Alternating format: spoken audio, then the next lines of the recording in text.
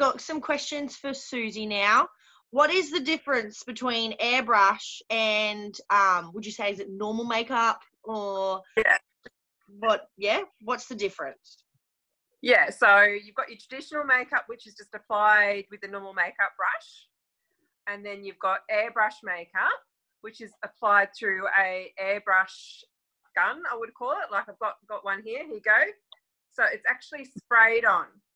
So you've got like a light mist of the foundation that goes on your face.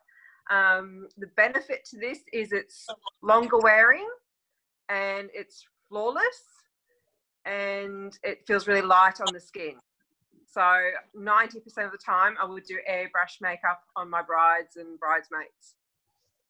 Okay. Yeah. Is photograph better as well? Yes. Oh, because amazing. it's just a little bit, the finish is a little bit more flawless. So, and it's, yeah, it just looks nicer.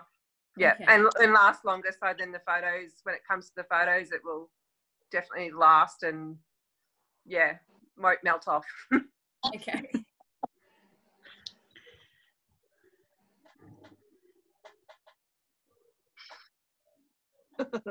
Chelsea's Okay.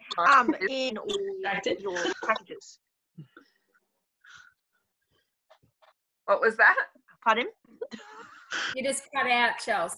It must have cut out. I didn't hear that. Oh, don't worry. All good. Okay, next question. Oh no, Chelsea's Go. Sorry, we just cut out a little bit there. I'll start off with the question, which was, do you have fake lashes, Susie, in all your packages? Yes, I do recommend false lashes and I do include them in my packages. I've actually got, you can get like the strip lashes, they're on like a strip, and then you get the little individual ones. I like the little individual ones because they look a bit more natural and they stay on better and they give that sort of more open look with the eyes and a bit of length without looking fake. Yes.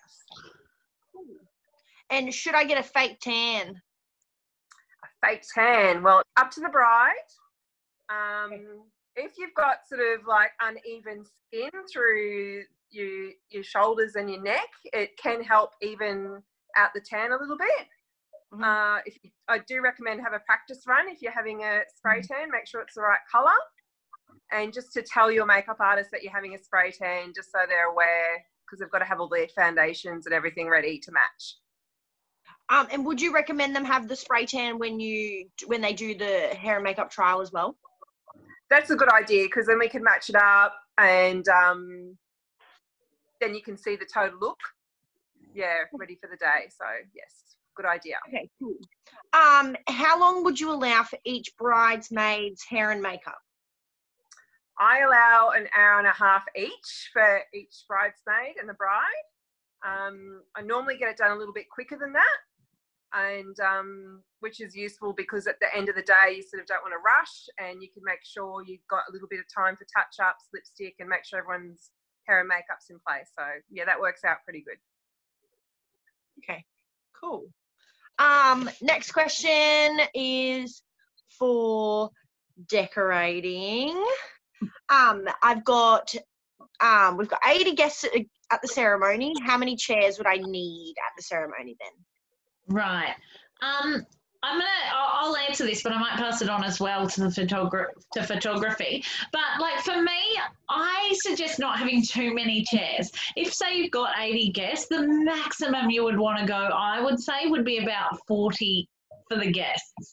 So that gives you a nice, 5 rows of 4 on each side. And it doesn't mean the guests are really far away from the actual ceremony, particularly if it's outside for sound. And I mean, I don't know, Cheryl might be able to answer, but I believe it's hard to fill the seats already and get the guests to sit on the chairs. So the less you have, the better. But maybe they can give some advice on that too. Everyone saves the chairs for the old people, and sometimes you've got to say, look, you are the old person.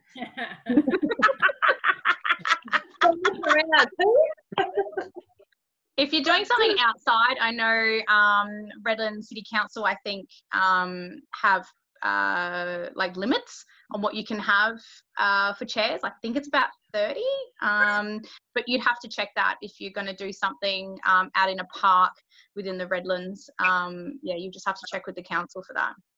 Mm.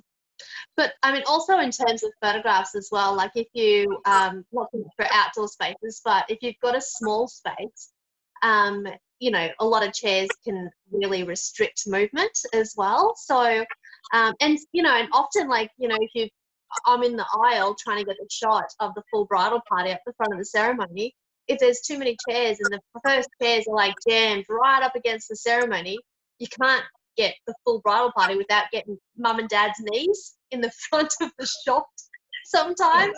So, and you know, and obviously people standing take up a lot less space than sitting. So yeah, so it's not necessarily an 80 guest means 80 chairs rule. It's not what you would expect. The majority and the of our doesn't go for long. packages, sorry, the majority of our big packages have like our deluxe package only has 24, and the majority of people are happy with that. So yeah. Okay. And because we live near the water and we're Redlands wedding vendors, what kind of decorations would you suggest suits, say, a beach or a bayside wedding? Well, the most popular thing seems like that most people go for would be that like a bamboo arch. I know we have 4 posters and 2 posters, and they'll get bamboo tripods to go with it. Perhaps they'll have a seagrass runner going down. I mean, the majority of people don't tend to go on the actual beach. They stay in the park, and I think it's a bit easier for people with their shoes because people like to wear high heels. But yeah, I mean, we have so many options. If they're going for a beach theme, we then have giant oversized starfish, real ones that you can put down the aisle. But a lot of them aren't going that beach theme. They're going another theme, but by the beach. So it really does depend on their theme. If I have a few items for you to add to the decorations on the day, when do you need them? Well, so say it's like, yeah, go on. Yeah, so it does depend on what they are, because like some brides come to us and they say, when do we bring you our place cards and our bombardiers? But that's definitely something that you should give the venue, because a lot of the time when we're there, they haven't finished setting the seats or setting the place settings, and so they will then put that down once they are finished with that. If you're giving us actual decorations to add, definitely advise your decorator about the items before you just surprise them with them. But we personally don't like to receive them until like either early the week of or end of the week before, solely because we have a lot of weddings going in and out of our warehouse, and it's best that everything stays organised.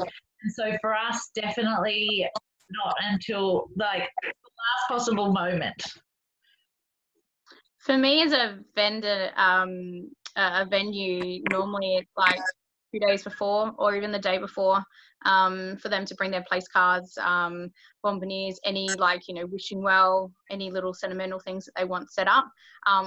Like Steph said, for that reason that, you know, they come and set the tables up and we're still putting cutlery and glassware and things like that down. And they're the little things that I set up for you as well. So that's all part of what we do as a venue. But yeah, we're happy to set those little bits up for them.